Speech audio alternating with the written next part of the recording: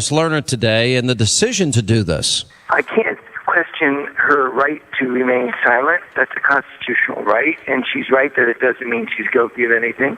And her lawyer knows more than I do.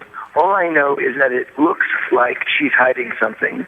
And if she is, in fact, innocent, and she may well be, of violating any criminal laws, she is certainly not innocent in the poor judgment that she used, which is a matter of public record.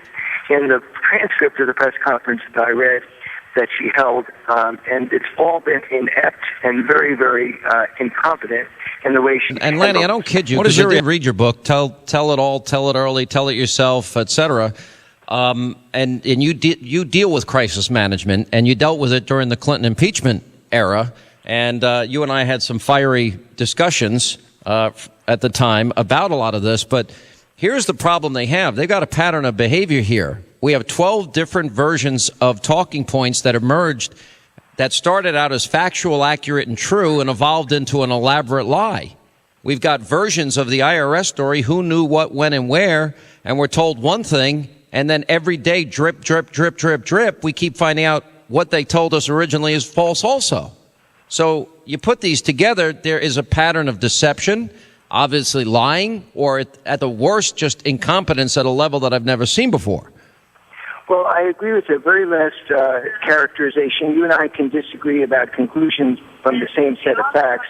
I certainly agree with you that this is incompetence at a level of crisis mismanagement that hasn't been seen, in my opinion, including the Iran-Contra, which was very mismanaged, other than Ronald Reagan doing it right by going into the press room and telling it all, telling it early, telling it themselves, finally. But I haven't seen anything this incompetent, really, since Watergate. Can you imagine sitting around in the White House saying, so we have this IRS train wreck coming down the track. We had nothing to do with it. Assume I'm right about that for a second. What's the best way that we can do this so that people suspect us? What they would end up saying, well, let's not tell the president, even if it's just a heads up. Let's not tell him.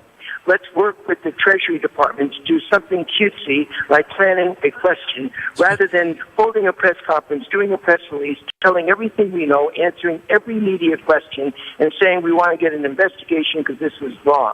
That's the way I would have recommended. Instead, they said, no, let's not do it that way. Let's do it in a way that maximizes suspicions on the White House and the president.